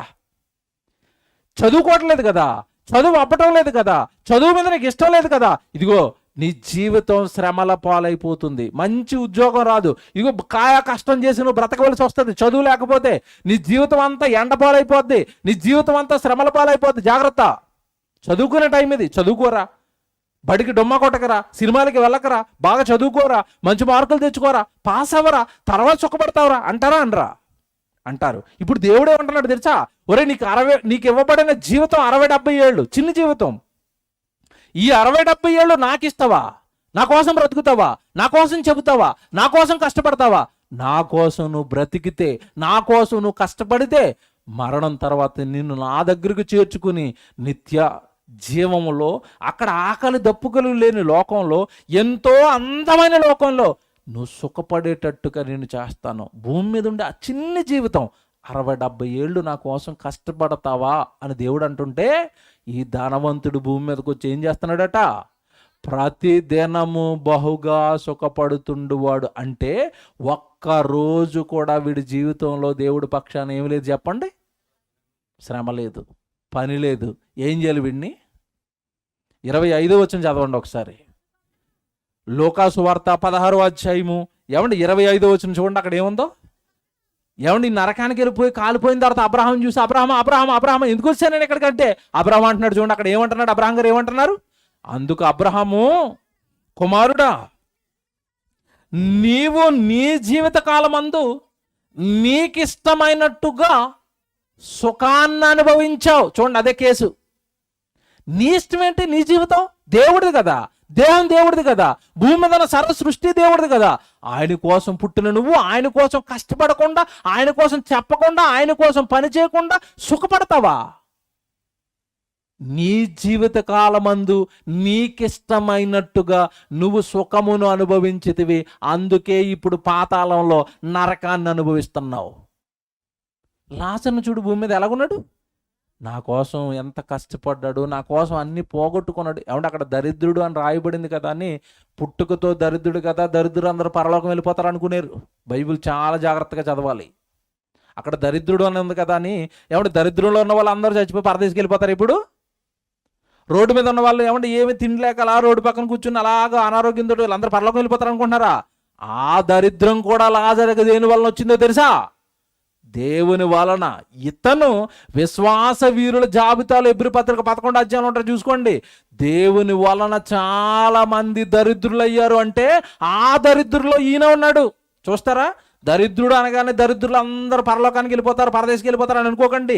ఇతనికి వచ్చిన దరిద్రమా, ఇతనికి వచ్చిన అనారోగ్యమా, ఇతనికి వచ్చిన ఆ స్థితి దేవుడి కోసం కష్టపడటం వల్ల వచ్చేసింది. దేవుడి కోసం అన్ని పోగొట్టుకున్నాడు. తినడానికి తిండి లేక కష్టపడుతున్నాడు. అదిగో నా కొడుకు సర్వం పోగొట్టుకుని భూమి మీద కష్టపడ్డాడు కనుక ఇప్పుడు నేను విశ్రాంతినిచ్చుకోవాలి అని విశ్రాంతిలోనికి లాజరుని తీసుకెళ్ళడానికి గల కారణం భూమి మీద ఉండగా కష్టపడ్డాడు. ఎబ్రీ పత్రిక 11వ అధ్యాయానికి రండి. ఎబ్రీ పత్రిక 11వ అధ్యాయంలో విశ్వాస వీరుల జాబితా చెప్పాడు కదా, అక్కడ ఒక మాట అంటాడు, మీరు చూడండి. ఎబ్రీయులకు రాసిన పత్రిక 11వ అధ్యాయము 11వ అధ్యాయము 37 చూడండి. 37వ వచనం అండి. 37 36 అండి, క్షమించండి, పైన 36. మరికొందరు తిరస్కారములను, కొరడా దెబ్బలను, మరిబంధకములను, ఖైదును అనుభవించిరి, రాళ్లతో కొట్టబడిరి, రంపములతో కోయబడిరి, శోధింపబడిరి, ఖడ్గముతో చంపబడిరి, గొర్రె చర్మములను మేక చర్మములను వేసుకుని దరిద్రులయ్యుండి, అది అండర్లైన్ చేసుకోండి, దరిద్రులయ్యుండి శ్రమపడి హింస పొందుచు అడవులలోను కొండల మీదను గుహలలోను సొరంగములలోను తిరుగులాడుచు సంచరించిరి. అట్టి వారికి ఈ లోకము యోగ్యమైనది కాదు. ఇప్పుడు ఇందులో మీకు ఒక ఆయన వచ్చాడు చూడండి, వారు దరిద్రులై ఉండి, అంటే ఇప్పుడు ఇందులోకి ఎవరు వస్తారు? ఈ దరిద్రంలోకి లాజరు. ఎందుకు వచ్చింది దరిద్రం? ఇది విశ్వాస వీరుల జాబితా కదా, వీళ్ళందరూ ప్రభు కోసం పనిచేసిన వాళ్ళ జాబితా కదా. ఇది ప్రభు కోసం భూమి మీద దరిద్రుడైపోయాడట. ఏంటండి నిజంగా మనం ఏమయ్యాం భూమి మీద? మనం ఏం చేస్తున్నాం పరలోకం కోసం? మనం ఏం చేస్తున్నాం ప్రభు దగ్గరికి వెళ్ళిపోవటం కోసం? ఏమీ చేయటం లేదండి. ఏమీ చేయకుండా మనం ఎందుకు ఉండిపోయామంటే అసలు చెయ్యమని బైబిల్ చెబుతుందన్న నిజమే ఇంతకాలం మనకి తెలీదు. అందుకే ప్రారంభంలో ఒక మంచి వచనం ఎత్తుకున్నాడు ఆయన. మీకు ఎంతమందికి అర్థమైందో మొదటి ప్రసంగంలో? సత్యమైనది బహుదూరముగాను లోతుగాను ఉన్నది. ఇవే సత్యాలు. నువ్వు ప్రభు కోసం పుట్టావు, ప్రభు పని చేయాలి, శ్రమ పడాలి, అప్పుడు కానీ నీకు పరలోకం రాదు. ఇది లోతు, లోపలికి వెళితే కానీ ఈ సత్యాలన్నీ బయటికి రాలేదు. చూడండి, పునరుత్థానం కావాలా? మరణించిన తర్వాత తిరిగి లేవాలా? దేవుడు ఎంత మంచి మాట రాశాడు తెలుసండి. పౌలు గారు అంటున్నారు, నాకు యేసు ప్రభు పరిచయం అయిన తర్వాత, అంతకుముందు నేను చాలా మూర్ఖుడిని, గర్వాంధుడిని, పాపిష్టిని, నరికాను, చంపాను, ఎన్నో పాపాలు చేశాను నేను. కానీ ప్రభు నాకు పరిచయం అయిన తర్వాత నాకు ఒకటి అర్థమైపోయింది. ఏంటి అర్థమైందంటే, నా జీవితము, నాకున్నది, నా సర్వస్వం ప్రభుకి త్యాగం అయితేనే తప్ప నాకు పరలోకం దక్కదన్న సంగతి నాకు అర్థమైపోయింది అన్నాడు ఆయన. ఒక మంచి మాట, పౌలు గారి మాట చూపిస్తాను, పిలిపిలికి రాసిన పత్రిక. మీరు చూడండి ఎంత బాగుంటుంది ఈయన మాట. పునరుత్థానం, పరలోకం కోసం ఏం చెయ్యాలో తాను ఏమైపోయాడో చెప్తున్నాడండి. 4వ అధ్యాయానికి రండి.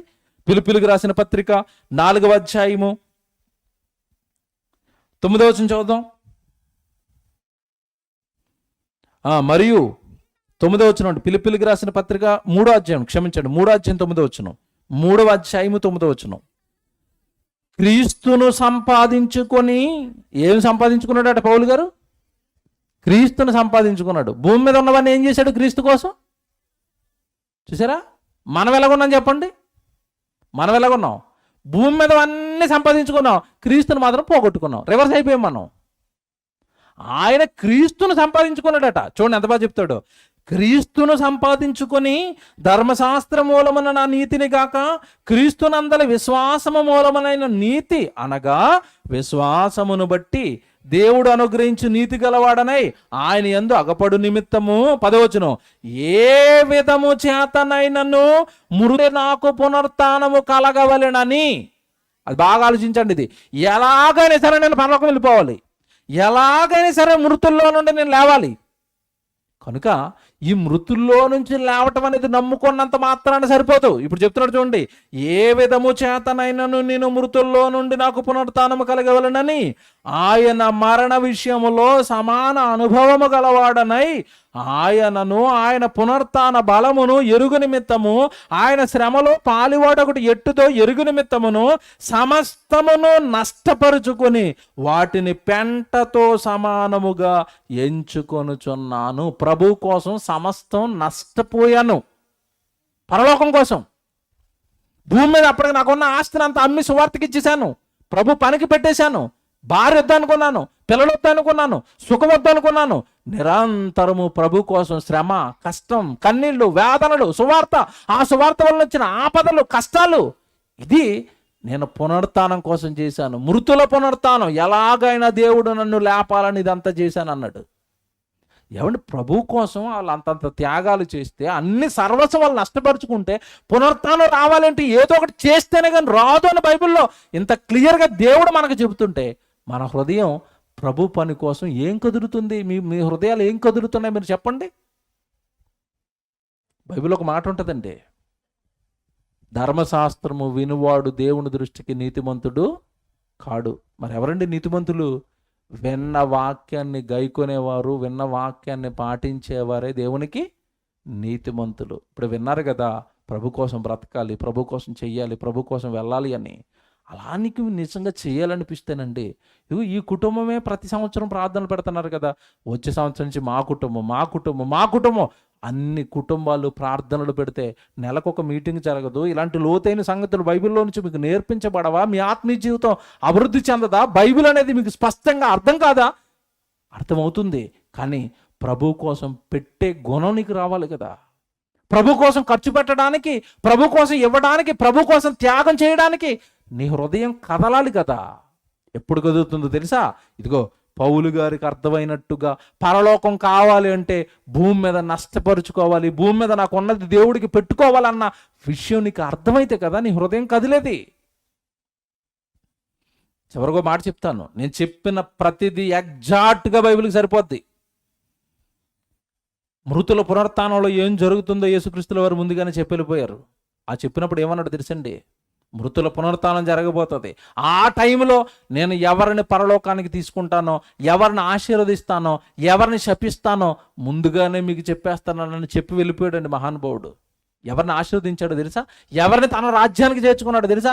ఎవరిని గెట్అవుట్ అని ఏమండి గెంటి వేశాడో తెలుసండి? ఒకసారి బైబిల్ తీయండి, చివరి మాట ముగించేస్తాను. ఇక మత్తయి సువార్త 25వ అధ్యాయానికి రండి. మత్తయి సువార్త 25వ అధ్యాయానికి రండి. అందరూ తీసుకోండి వచనం. మత్తయి సువార్త 25వ అధ్యాయానికి అందరూ రండి. మనం ముందు 31వ వచనం చూద్దాం. 31 మత్తయి సువార్త 25వ అధ్యాయము 31. తన మహిమతో మనిషి కుమారుడు ఆయనతో కూడా సమస్త దూతలను వచ్చినప్పుడు ఆయన తన మహిమ గల సింహాసనం మీద ఆసీనుడయ్యుండును.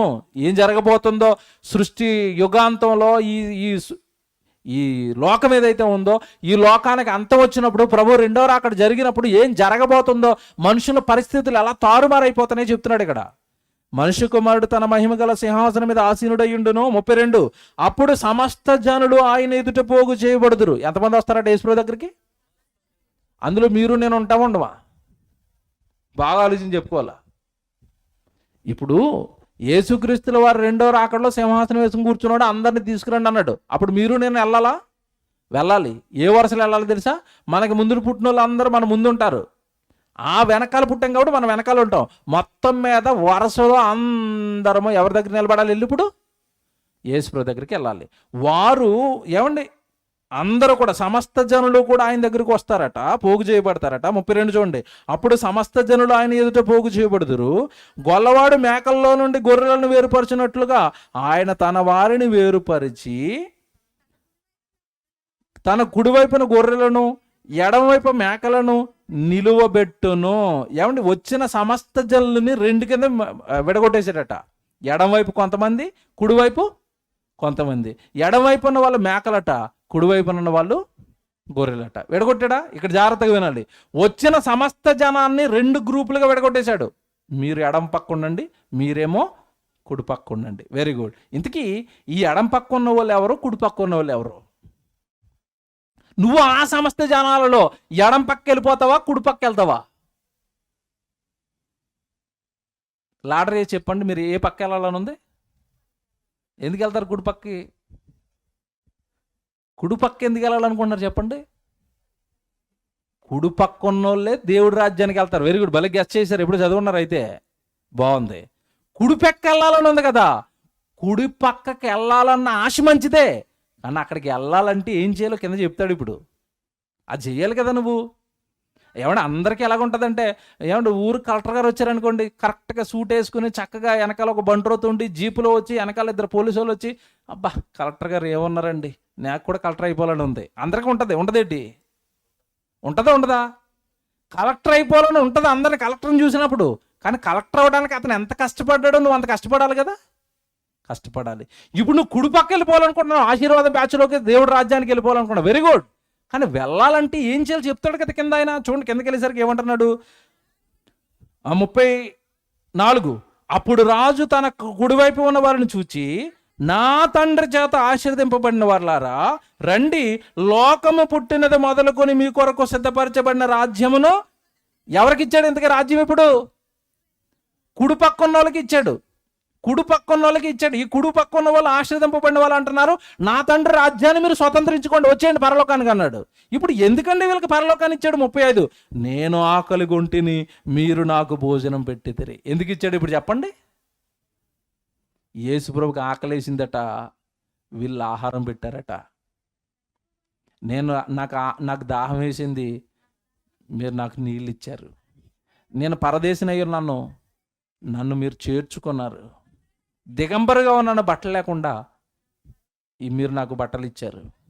నేను రోగినై ఉన్నాను, నన్ను చూడడానికి మీరు వచ్చారు. చెరసాల్లో ఉన్నాను, నా యొద్దకు వచ్చారన్నారు. ఏమండి ఇవన్నీ ఎప్పుడు చేశారు వీళ్ళు? ఇవన్నీ ఎవరికి చేశారని చెప్తున్నాడు అక్కడ యేసుప్రభు? నాకు చేశారు, నాకు చేశారు, నాకు చేశారంటే ఈ నీతిమంతులు చూడండి ఏమంటున్నారు. అప్పుడు నీతిమంతులు, ప్రభువా ఎప్పుడు నీవు ఆకలి కొండుటి నీకు ఆహారం ఇచ్చాము, నీకు నీళ్ళు ఇచ్చాము, మీకు బట్టలు ఇచ్చాము, నిన్ను చేర్చుకున్నాము, ఎప్పుడు ఇవన్నీ చేశాము అని అడిగినప్పుడు అండి 40 వచనంలో చూడండి, అందుకు రాజు మిక్కిలి అల్పులైన ఈ నా సహోదరులు ఒకనికి మీరు చేసిదిరి కనుక నాకు చేశారు. ఏమర్థమైంది చెప్పండి ఇప్పుడు మీకు? ఏమర్థమైంది? యేసు ప్రభుకి చేయటం అంటే యేసు ప్రభు కోసం బ్రతుకుతున్న వాడికి చేయటం. తెలుసా? ఒక సేవకుడికి సహాయం చేశారా? ఒక సువార్థికుడికి సహాయం చేశారా? ఇదిగో ఈ కార్యక్రమం సభ పెడుతున్న వాళ్ళకి ఏమండి మీరే ఎందుకండి ₹1,000 ఖర్చు పెట్టేస్తారు? మీకు ఒక్కడికే కాదు కదా ప్రభు, మాకు ప్రభువే కదా, మా బైబిలే కదా మీరు చెప్పించడానికి ఇన్ని వేలు ఖర్చు పెడుతున్నారు. ఇదిగోండి మా ₹1,000 అందులో ఖర్చు పెట్టండి. మా ₹1,000 వచ్చిన దైవజనుడికి భోజనం పెట్టండి. మా ₹1,000 వచ్చిన దైవజనుడికి ఏమండి రానుపోను ప్రయాణానికి ఖర్చులు ఇవ్వండి. ఏమండి వాటర్ బాటిల్ పెట్టండి. భోజనాలు వండుతున్నారు కదండి, నేను ఒక ₹1,000 ఇస్తాను, నా పక్షాన ఒక బియ్యం బస్తా పట్టుకెళ్ళి అక్కడ వంట చేయండి. వచ్చిన పరిశుద్ధులందరికీ మీటింగ్ అయిపోయిన తర్వాత ఆకలితో వెళ్ళిపోతారు కదా వాళ్ళు, నా పక్షాన వాళ్ళకి అన్నం పెట్టండి అన్నారు అనుకోండి. ఇవన్నీ మీరు చేస్తే ఆయన అంటున్నాడు, మిక్కిలి అల్పులైన ఈ నా సహోదరులకి మీరు చేశారు కనుక నాకు చేశారు. ఇప్పుడు మీరు చెప్పండి, యేసు ప్రభుకి చేయటం అంటే ఏంటి? సువార్త పనికి మీరు సహకారం చేయటమే, సువార్త పనిలో మీరు కష్టపడటమే ప్రభువుకి మీరు చేయటం. నాకు అన్నం పెట్టారంటే అన్నం ఎప్పుడు పెట్టారు? యేసు ప్రభుకి ఎప్పుడు పెట్టారండి? పెట్టలేదండి, యేసు ప్రభుకి పెట్టలేదు. యేసు ప్రభు వాక్యం చెప్తున్న ఒక దైవజనుడికి పెట్టారు. అతనికి పెట్టారు కనుక నా పక్షాన అతను మీరు చేర్చుకున్నారు కనుక. పరదేశం అంటే మీ గ్రామస్తులు కాదు. మేము చాలా ఊర్లు తిరుగుతూ ఉంటారు. నేనంటే సుమారుగా ఆదివారం ఒక్కరోజు మా ఇంట్లో ఉంటాను, తర్వాత అంతా ఏమంటే గ్రామాలు అలా తిరుగుతూనే ఉంటానండి. ఒక్కొక్క రోజు ఒక్కొక్కరు ఇంట్లో ఉంటాను. కానీ వాళ్ళు నన్ను ఏం చేస్తారో తెలుసండి, చేర్చుకున్నారు. అన్నయ్య పరాయి ఊరు నుంచి వచ్చాడు కదా పాపం ప్రభు వాక్యం చెప్పడానికని వాళ్ళ ఇంట్లో పెట్టుకుంటారు, వాళ్ళు భోజనం పెడతారు, సకల వసతులు మాకు ఇస్తారు. మాకు ఇస్తున్నారా? ప్రభుకి ఇస్తున్నారా? ప్రభుకి. నేను వెళ్ళింది నా పని మీద కాదు, ఎవరి పని మీద? ప్రభు పని మీద వెళ్ళాను కనుక ప్రభు సేవకుడికి మీరు చేస్తే ఇదిగో నాకు చేసినట్టే అన్నారు. ఒక మాట చెప్పనండి, పౌలు గారు ముందు సంఘాన్ని హింసిస్తున్నాడు, బాగా కొడుతున్నాడు, చంపేస్తున్నాడు, స్త్రీలను సైతం జుట్లు పట్టుకుని లాక్కొచ్చేస్తున్నాడు. ఓ రోజు యేసుప్రభు ప్రత్యక్షమయ్యాడు పౌలు గారికి. ఏమన్నాడు చెప్పండి? ప్రత్యక్షమై, సౌలా నీవేళ నన్ను హింసించుచున్నావు. ఏమన్నా యేసుప్రభుని ఎప్పుడేమి హింసించాడు పౌలు గారు? యేసుప్రభుని కొట్టాడా? యేసుప్రభుని ఏమన్నా తన్నాడా? యేసుప్రభుని ఏమన్నా చంపడానికి వెళ్ళాడా? లేదే. ఎవరికి చేశాడు ఈ శ్రమలన్నీ? సంఘాన్ని శ్రమ పెట్టాడు గనుక, సంఘాన్ని శ్రమ పెడితే ఇదిగో నన్ను శ్రమ పెట్టినట్టే. సంఘానికి నువ్వు పెట్టుకుంటావా? సహోదరుడికి నువ్వు పెట్టుకుంటావా? ఇదిగో నాకు పెట్టుకున్నట్టే. మీకు అర్థమైంది? అంటే ఇప్పుడు కుడివైపుకి వెళ్ళాలన్నా, ప్రభు చేత ఆశీర్దింపబడాలి అన్నా, పరలోక రాజ్యాన్ని మీరు చేరుకోవాలి అన్నా, భూమి మీద మీరు ఏం చేయాలి చెప్పండి? ఇప్పుడు పెట్టండి, అన్నం పెట్టండి, నీళ్ళు ఇవ్వండి, సువార్త కార్యక్రమాలు పెట్టండి, సభలు పెట్టండి. ప్రభు కోసం మీ కష్టార్జితాన్ని ఖర్చు చేయండి. అప్పుడు మీకు పరలోకం. ఈ ఎడమవైపు ఉన్న వాళ్ళకి ఏం అర్థం అవదు. శపింపబడిన వారలారా అనేసరికి వాళ్ళకి భయం వేసిందండి. ఇదేంటి ప్రభా, మేము కూడా మీ దగ్గరే ఉన్నాం కదా, మేము కూడా మేము నమ్మాం కదా, మేము కూడా మీతో పాటే వచ్చాం కదా, మాకెందుకు ఈ శాపం ఇస్తున్నారంటే, మీరు ఎప్పుడు నాకు ఆకలి గొంటిని, మీరు నాకు భోజనం పెట్టలేదు. నాకు ఆకలేసింది, చూస్తూ అలా ఉండిపోయారే తప్ప ఆకలితో ఉన్నాడు కదా అని మీరు తినే అన్నం ఎప్పుడూ నాకు పెట్టలేదు. తప్పికొన్నాను, మీరు నాకు దాహానికి ఇవ్వలేదు. చివరికండి యజమంతం చదువుకోండి, చాలా బాగా చెప్తాడండి. కింద శపించబడిన వారలారా మీకు ఎందుకు శాపం వచ్చిందో అని చెప్పుకుంటూ వచ్చి మీరు చివరి 45వ వచనానికి రండి. 45, అందుకాయన మిక్కిలి అల్పులైన వీరిలో ఒకనికైనను మీరు ఇలాగు చేయలేదు గనుక నాకు చేయలేదని మీతో నిశ్చయంగా చెప్పుచున్నానని వారితోను. 46, వీరు నిత్య శిక్షకును నీతిమంతులు నిత్య జీవమునకును పోవుదురు. బాగా వినండి, ఇది ఈ చేయనందుకంటే వీళ్ళ శిక్షలోకి వెళ్ళారట. ఆ శిక్ష ఎంతకాలం ఉంటుందట? నిత్య శిక్ష. ఏమంటే చేసుకుని ప్రభు కోసం కష్టపడి శ్రమలు పడి ప్రభుకు పెట్టుకున్న వాళ్ళు ఎక్కడికి వెళ్ళిపోయారట? నిత్య జీవానికి వెళ్ళిపోయారట. అంటే ఒకసారి నువ్వు జీవంలోకి వెళ్తే అది నిత్యం ఉండిపోతుంది, ఒకసారి నువ్వు నరకంలోకి వెళితే అది కూడా నిత్యం ఉండిపోతుంది. భూమి మీద జీవితం నిత్యం ఉంటుందా? బాగా ఆలోచించి చెప్పండి. మా ఊర్లో నుంచి నేను వెళ్ళే సమస్య లేదండి. మా ఊర్లో నుంచి కదిపేవాడే లేడు. నేను మా ఊరిని విడిచిపెట్టి ఎక్కడికి వెళ్ళాను వాళ్ళు ఒక్కరు చేయలేపండి. నేను బ్రతుకుంటే ఒక 50 సంవత్సరాల తర్వాత మళ్ళీ వస్తాను, ఉంటుందా? చేతునుళ్ళు ఎక్కడుంటారు మీరు? మీ లోకం కాదు కదా మీరు ఉండడానికి, 60-70 ఏళ్లే కదా. మరి ప్రభు కోసం చేయకపోతే ఎలాగా? ఎప్పుడు కుటుంబము, ఉద్యోగము, సంపాదన, అమ్మకు చేస్తాను, నాన్నకి చేస్తాను, పిల్లలకు చేస్తాను, ఏమంటే ఇదేనా? ప్రభుకు చేయరా? ప్రభుకు పెట్టుకోరా? దేవుడి కార్యక్రమాలు ఉండవా? కనుక మిమ్మల్ని ప్రేమించి చెప్తున్నాను ఈ మాటలన్నీ. బైబిల్లో ఉన్నవేమీ ముందు పెట్టాను. పరలోకం కావాలా? నమ్మాను, అయిపోయిందని మీరు మోసపోతున్నారు. అక్కడితో ఆగిపోయారా? మోసపోతున్నారు. సేవలోనికి రండి, సేవకు సహకారులుగా మారండి, వాక్యం బాగా నేర్చుకోండి, సువార్త కార్యక్రమాల్లో ఉండండి. అప్పుడు తప్ప పరలోకం మీకు ఖచ్చితంగా రాదనే బైబిల్ని బట్టి నేను చెప్తున్నాను. పౌలు గారే అంటున్నాడు, నాకు ఎలాగైనా మృతుల్లోంచి పునరుత్థానం కావాలి అని సమస్తాన్ని నష్టంగా ఎంచుకున్నాను అన్నాడు. మార్కు సువార్త మీరు చదవండి. అపోస్తుల పాపం అప్పుడే యేసు దగ్గరికి వాక్యం నేర్చుకోవడానికి వచ్చారు. ఏమంటే ఆయన ఎప్పుడు ఆత్మ పరలోకం అంటున్నాడు. ఈ మాటల కంటే వాళ్ళ అవాక్కైపోయి ఒక రోజు అంటున్నారు, ప్రభువా మేము సమస్తమును విడిచిపెట్టి నిన్ను వెంబడించుచున్నాం కదా, మాకు ఏం దొరుకుతుందని అడిగారండి. పాపం వాళ్ళ అమాయకులండి. అప్పటికి ఇంకా పూర్తిగా అర్థం అవ్వలేదు. ప్రభు దగ్గరికి అప్పుడే వచ్చారు వాక్యం నేర్చుకోవడానికి. మేము సమస్తాన్ని విడిచిపెట్టేశాం కదా, పని విడిచిపెట్టాం, బోట్లు, మా జీవన ఉపాధిని విడిచిపెట్టాం, మా ఊరిని విడిచిపెట్టేశాం, నా భార్యను విడిచిపెట్టాం, మా సొంత గ్రామాన్ని విడిచిపెట్టాం. నువ్వు ఎక్కడికి రమ్మంటే అక్కడ అమాయకంగా నీ వెనకాల తిరుగుతున్నాం కదా, మేము వదిలేసాం కదా, అన్నీ నష్టపరుచుకున్నాం కదా, మేము అన్ని సంపాదన లేవు, ఉద్యోగాలు లేవు, వ్యాపారాలు లేవు, సొంత గ్రామం లేదు, ఏమీ లేకుండా నీ వెనక తిరుగుతున్నాం కదా, మాకు ఏం దొరుకుతుందని అడిగారు. ఎవరో తెలుసండి, నాయనా నా వెనక మీరు తిరుగుతున్నందుకు ఇదిగో మీరు ఇశ్రాయేలు 12 గోత్రాల మీద 12 సింహాసనాలు వేసుకుని 12 గోత్రాల వరకు మీరు ఏం తీరుస్తారు? తీర్పు తీరుస్తారు. ఇదియుగాక నిత్య జీవాన్ని మీరు స్వతంత్రించుకుంటారు. పరలోకమే మీదవుతుంది నాయన. కనుక ఏమంటే కేవలం నమ్మామా? మీకు ఒకటే చెప్తున్నాను, మీరు బాప్తిజం తీసుకున్నారా? Very good. సంఘానికి వస్తున్నారా? ప్రభుని నమ్ముకున్నారా? వెరీ గుడ్ అండి. మీరు ఇప్పుడే సేవలోనికి ఎంటర్ అయ్యారు. 1వ తరగతి. నెమ్మదిగా వాక్యం నేర్చుకోవాలి, బైబిల్ నేర్చుకోవాలి. చివరికి ఇది ఇలాంటి కార్యక్రమాలు పెట్టేంత ఉన్నతమైన స్థితిలోనికి మీ కుటుంబాలు వస్తేనే తప్ప, మీ పిల్లలు వస్తేనే తప్ప, మీరు వస్తేనే తప్ప పరలోకానికి మీరు చేరుకోరు. మిమ్మల్ని ప్రేమించి చెప్తున్న మాటలే తప్ప ఎవరినో గాయపరచడానికి చెప్పిన మాటలు మాత్రం కాదు. బైబిల్లో ఉన్నవే మీ కళ్ళ ముందు పెట్టాను. నమ్మండి, గ్రహించండి, ప్రభు కోసం బ్రతకండి. ప్రభు 2వ రాకడికి మీరు అందరూ సిద్ధపడండి.